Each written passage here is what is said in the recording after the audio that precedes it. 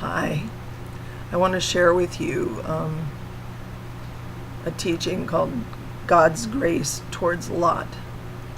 It was given to me several years ago, and it's one of the most amazing stories of God's love, at least to me, in the story of Lot. When I look at Lot and how he was so off base on some things and made wrong choices in his youthfulness, not having a Bible to go by, that Bible wasn't written then. I see the great grace of our God in the Old Testament. In Genesis 11:27-28, it says, "This is the genealogy of Terah. Terah begot Abram, Nahor, and Haran. Haran begot Lot, and Haran died before his father Terah in his native land in Ur of the Chaldeans." So we see that when Abraham was called by God that Lot, his nephew, had lost his father. This might have been why then he desired to go with Abraham to the new land he was seeking. And then in Genesis 11:29-32, it says, Abram and Nahor took wives. The name of Abram's wife was Sarai, and the name of Nahor's wife Milcah, the daughter of Haran, the father of Milcah, and the father of Iscah. But Sarai was barren, she had no child. And Terah took his son Abram and his grandson Lot, the son of Haran, and his daughter-in-law Sarai, his son Abram's wife, and they went out with them from Ur of the Chaldeans to go to the land of Canaan. And they came to Haran and dwelt there. So the days of Terah were 205 years. It's a long time to live. And Terah died in Haran. And I'm just sharing about Haran, is a city of northern Mesopotamia where Abram and his father Terah lived for a time. The family of Abram's brother Nahor also lived in this city for a time, as did Jacob and his wife Rachel. The city was on Belich, a tributary of the Euphrates River, and northwest of Nineveh, 450 kilometers northeast of Damascus. Haran lay on one of the main trade routes between Babylonia and the Mediterranean Sea. And like the inhabitants of Ur of the Chaldees, Haran's inhabitants worshiped Sin, the moon god. 2 Kings 19:12 records that the city was captured by the Assyrians. Excuse me. Today, Haran is a small Arab village. Haran is also spelled as Charan, Charran. Then we see Abram and Lot leaving and going to Shechem together, Genesis 12:4-6. So Abram departed as the Lord had spoken to him, and Lot went with him. And Abram was 75 years old when he departed from Haran. Then Abram took Sarai his wife, and Lot his brother's son, and all their possessions that they had gathered, and the people whom they had acquired in Haran, and they departed to go, thank you very much, to the land of Canaan. So they came to the land of Canaan, and Abram passed through the land to the place of Shechem, as far as the terebinth tree of Moreh, and the Canaanites were then in the land. And then Genesis 13:5-17, Lot also, who went with Abram, had flocks and herds and tents. Now the land was not able to support them, that they might dwell together, for their possessions were so great that they could not dwell together. And there was strife between the herdsmen of Abram's livestock and the herdsmen of Lot's livestock. The Canaanites and the Perizzites then dwelt in that land. So Abram said to Lot, "Please let there be no strife between you and me, and between my herdsmen and your herdsmen. For we are brethren. Is not the whole land before you? Please separate from me. If you take the left, then I'll go to the right. Or if you go to the right, then I'll go to the left." So he gives them a wide margin of, choice. The Bible shows that God so blessed them the land could not hold the both of them. So this, and maybe the spirits in the land of the Canaanites where they had gone, caused strife between them. So Abram, being a peacemaker, tells Lot, "Let us not fight, but let's separate so there's enough, land for the herds." He shows such generosity by being flexible and saying, "Just take whatever direction you want and I'll go the opposite way." And Lot lifted his eyes and saw all the plain of Jordan, that it was well watered everywhere before the Lord destroyed Sodom and Gomorrah, like the garden of the Lord, like the land of Egypt as you go towards Zoar. And then Lot chose for himself all the plain of Jordan, and Lot journeyed east, and they separated from each other. And Abram dwelt in the land of Canaan, and Lot dwelled in the cities of the plain, and pitched his tent even as far as Sodom. But the men of Sodom were exceedingly wicked and sinful against the Lord. To me, and in the movie of Abraham, it shows Lot choosing the best for himself. After all, his uncle had shown him generosity, so he took it. He chose the Jordan Valley as it seemed well watered everywhere, so he'd have enough for his herds. And he was ambitious, being young, to do well. He pitched his tent even as far as Sodom, it says. Then comes the comment that the men of Sodom were exceedingly wicked. In verse 14, the Lord says to Abram, after Lot had separated from him, lift your eyes now and look from the place where you are, northward, southward, eastward, westward. For all the land which you see I give to you and your descendants forever, and I will make your descendants as the dust of the earth, so that if a man should number the dust of the earth, then your descendants also would be numbered. Arise, walk in the land through its length and its width, for I give it to you. That's verse 17. Here again is the generosity of the Lord to Abram, giving him everything he can see. He tells his descendants his descendants will dwell in it forever. It was not, I'm sure, an easy thing for Abram to separate from Lot. In those days, family was everything. That is proven later when a messenger comes to Abram telling him that the kings attacked Sodom and took Abram and his wife, family, and things and flocks with them. Genesis 14:12-16 says, they also took Lot, Abram's brother's son, who dwelt in Sodom, and his goods, and departed. Then one who had escaped came and told Abram the Hebrew, for he dwelt by the terebinth trees of Mamre the Amorite, brother of Eshcol and brother of Aner, and they were allies with Abram. Now when Abram heard that his brother was taken captive, he armed his 318 trained servants who were born in his own house, and went in pursuit as far as Dan.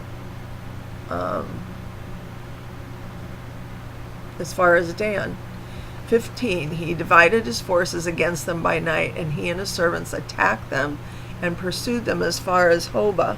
Sorry, I'm itching from being in the sun today with my granddaughter in the pool, which is north of Damascus. So he brought back all the goods, and also brought back his brother Lot and his goods, as well as the women and the people.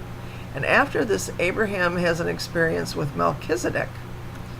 Then Abram gets a promise from God that he will give him his own son. Also, he receives a revelation about the descendants being in Egypt and bondage for 400 years. Then the whole thing with Hagar, and then God makes a covenant with Abram, changing his name to Abraham and promising favor for all the generations after him. Genesis 17. When Abram was 99 years old, the Lord appeared to Abram and said to him, I am Almighty God. Walk before me and be blameless, and I will make my covenant between me and you, and will multiply you exceedingly. Then Abram fell on his face, and God talked with him, saying, As for me, behold, my covenant is with you, and you shall be a father of many nations. No longer shall your name be called Abram, but your name shall be called Abraham, for I have made you a father of many nations. I will make you exceedingly fruitful. I will make nations of you, and kings shall come from you. And I will establish my covenant between me and you and your descendants after you in their generations, for an everlasting covenant to be God to you and your descendants after you. Then comes the encounter that Abraham has with the Lord and two angels. And before they leave, the angel of the Lord tells him about Sodom and Gomorrah. This is in Genesis 18:19-26. The Lord said, Because the outcry against Sodom and Gomorrah is great, and because their sin is very grave, I will go now and see whether they have done altogether according to the outcry against it that has come to me. And if not, I will know. Verse 22, Then the men turned away from there and went toward Sodom, but Abraham still stood before the Lord. And Abraham came near and said, would you also destroy the righteous with the wicked? Suppose there were 50 righteous within the city. Would you also destroy the place and not spare it for 50 righteous that were in it? Far be it from you to do such a thing as this, to slay the righteous with the wicked, so the righteous should be as the wicked. Far be it from you. Shall not the judge of the earth do right? So the Lord said, if I find in Sodom 50 righteous within the city, then I will spare all the place for their sakes. Then ensues a continued bargaining. Abraham, no doubt thinking of Lot and his family and servants, he whittles down the argument to 10. Genesis 18:31-33, he says, I will not destroy it for the sake of 20. Then he said, let not the Lord be angry, and I will speak once more. Suppose 10 should be found there. And he said, I will not destroy it for the sake of 10. So the Lord went his way as soon as he had finished speaking with Abraham, and Abraham returned to his place. Now we finally come to the situation with Lot in Sodom. Now, in verse 19:1, it says, now the 2 angels came to Sodom in the evening, and Lot was sitting in the gate of Sodom. See, it's no longer 3, it's 2, because there were 3 that came to Abraham, including the Lord. When Lot saw them, he rose to meet them, and he bowed himself with his face toward the ground. Did he know who they were? And he said, here now, my lords, please turn into your servant's house and spend the night and wash your feet. Then you may rise early and go your way. And they said, no, but we will spend the night in the open square. Lot here shows what is expected in the world, in the word of Middle Eastern hospitality. And knowing the situation in the city, invites the men into his house. I was a bit troubled at his bowing his face to the ground, as that's a sign of elder worship or adoration. They were no doubt formidable-looking men, being angels. But he insisted strongly, in verse 3, so they turned to him and entered his house. Then he made them a feast and baked unleavened bread, and they ate. Now before they lay down, the men of the city, the men of Sodom, both old and young, all the people from every quarter, surrounded the house. And they called to Lot and said to him, where are the men who came to you tonight? Bring them out to us so that we may know them carnally. So Lot went out to them through the doorway, shut the door behind him. And Lot shows character in trying to protect his guests, but what he offers after of his daughters is not something most of us would think a godly option. Verse 7, he says, please, my brethren, don't do wickedly. See now, I have 2 daughters who have not known a man. Please let me bring them out to you, and you may do to them as you wish. Only do nothing to these men, since this is the reason they have come under the shadow of my roof. This kind of indicates that Lot knows something about them and what they're there for. This is the reason they have come under my roof? I mean, very interesting, yes? And they said, stand back. Then they said, this one came in to stay here, and he keeps acting as a judge. Now we'll deal worse with you than with them. So they pressed hard against the man Lot and came near to break down the door. But the men reached out their hands and pulled Lot into the house with them and shut the door. And they struck the men who were at the doorway of the house with blindness, both small and great, so that they became weary trying to find the door. Then, in verse 12, it says, then the men said to Lot, okay, have you anyone else here?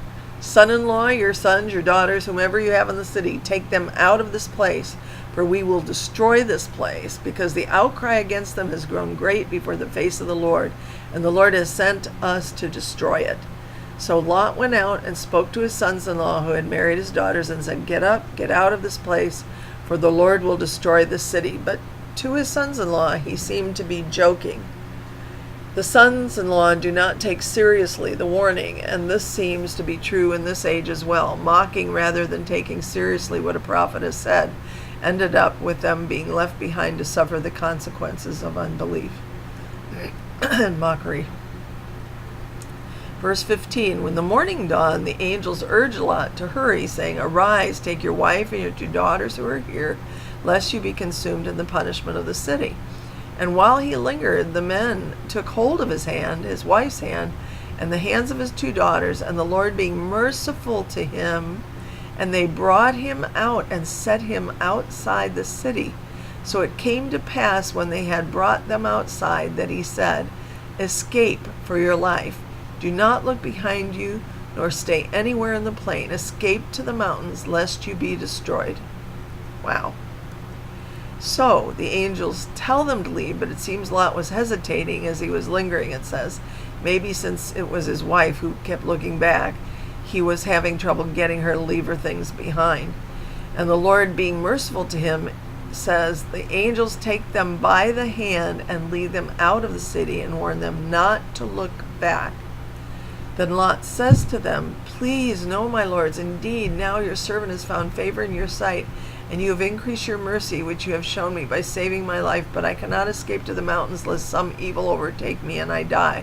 See now, the city is near enough to flee to, and it's a little one. Please let me escape there, if it is it not a little one, and my soul shall live. And he said to them, See, I favored you concerning this thing also, in that I will not overthrow that city for which you have spoken. Wow. Hurry, escape there, for I cannot do anything until you arrive there. Therefore the name of that city was called Zoar.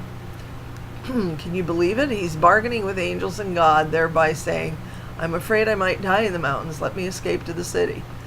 I think Lot was thinking, how will I make money for my family if I go to the mountains? And it may be too humiliating to go back to my uncle, though surely Abraham would have helped him, being a just and compassionate man. But it was just too much for Lot, I guess. It seems to me by this that God expected Lot to return to his uncle when he said go to the mountains, and reconcile by sending him to the mountains that divided them. The sun had risen upon the earth when Lot entered Zoar. Then the Lord rained brimstone and fire on Sodom and Gomorrah from the Lord out of the heavens. So he overthrew those cities, all the plain, all the inhabitants of the cities, and what grew on the ground. But his wife looked back behind him, and she became a pillar of salt. Wow, this is hard, isn't it? But she makes the mistake to look back when she was told not to, and immediately turns to a pillar of salt. Like someone caught in a volcanic eruption is left as a pillar of salt. Interesting that Jesus says we are the salt of the earth. So there she is, forever made a symbol of what we're supposed to be, but what she was not, apparently. God wants our perfect obedience. I want to share an experience with you where I did not listen to the Lord, but took his direction, then got distracted and hadn't hid that commandment in my heart enough. I was doing an attempted deliverance with a couple other ladies on a woman who wanted deliverance, she said, but turned out to be a wolf in sheep's clothing. She was MPD and had training in acting. Later I found out. So we were praying with her, and God told me, do not touch her. So I hid that, but did not take it to heart enough. I forgot. And at one point in the prayer, she switched personalities and started speaking like a little girl and crying. And in my motherly instinct, I reached out to comfort her, and it was total ploy of the enemy. As I touched her, I felt a spirit go up my arm and into my chest. God wants perfect obedience more than our sacrifices.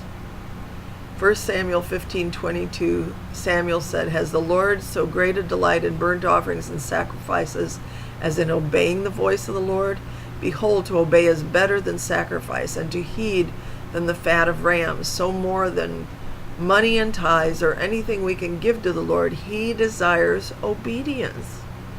Zoar, the place where Lot escaped to, means to be brought low, to be small and ignoble. Abraham, says in verse 27, went early in the morning to the place where he had stood before the Lord.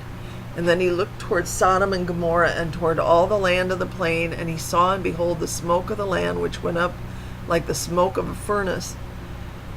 And it came to pass when God destroyed those cities of the plain that God remembered Abraham and sent Lot out of the midst of the overthrow when he overthrew the cities, in which Lot had dwelt.